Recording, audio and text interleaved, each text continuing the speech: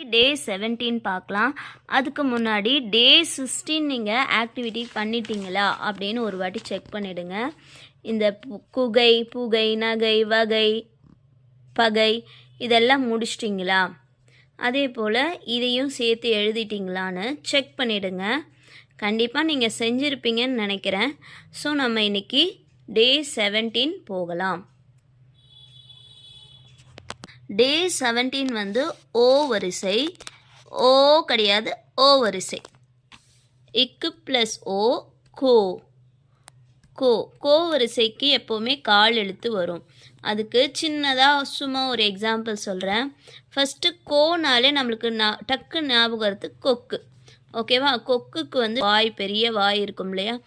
அதுக்கப்புறம் பெரிய லெக்ஸ் இருக்கும், 2 கால் இருக்கும் இல்லையா? பெரிய கால் இருக்கும் கொக்குக்கு. ஸோ அந்த கொக்குனாலே கால் வரும்.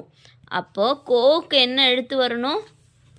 கால் எழுத்து வரணும் அப்படின்ட்டு டக்குன்னு ஞாபகம் வந்துடும். ஸோ இக்கு ப்ளஸ் ஓ கோ. அப்போ கால் எழுத்து வந்தாலே ஓ வரிசைன்னு அதுவுமே ஞாபகம் வரும். ஸோ இந்த மாதிரி சின்னதாக ட்ரிக்கு வச்சு படிங்க. ஏன்னா சில பேர் வந்து கேக்கும் கோக்கும் வந்து கேக்கும் கோக்கும் டிஃப்ரென்ஸ் வந்து சில பேருக்கு தெரியாது. அதே மாதிரி மாற்றி மாற்றி எழுதிடுவீங்க. ஸோ இந்த ஒரு சின்ன ட்ரிக்கு வச்சு எழுதுங்க.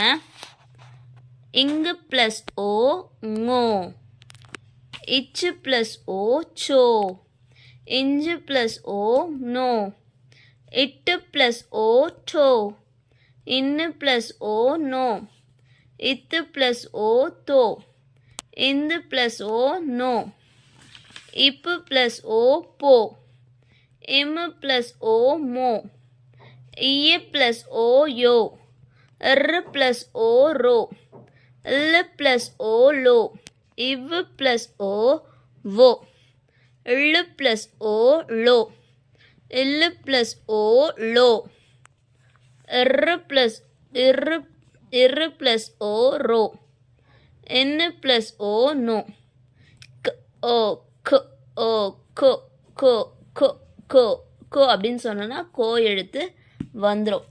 ஸோ எப்போவுமே கோக்கு வந்து காலு இருக்கும், கோ எழுத்துக்கு காலு இருக்கும்ன்றது நல்ல ஞாபகம் வச்சுக்கணும். ஃபார் எக்ஸாம்பிள் நான் கொக்கு சொன்னேன் இல்லையா? அந்த மாதிரி உங்களுக்கு வேறு எதனா தோணுச்சுனாலும் அதையுமே நீங்கள் ட்ரை பண்ணிக்கங்க. இந்த வீடியோ உங்களுக்கு பிடிச்சிருக்குன்னு நினைக்கிறேன். ஒரு லைக் கொடுத்துக்குங்க. தேங்க்யூ ஃபார் வாட்சிங்.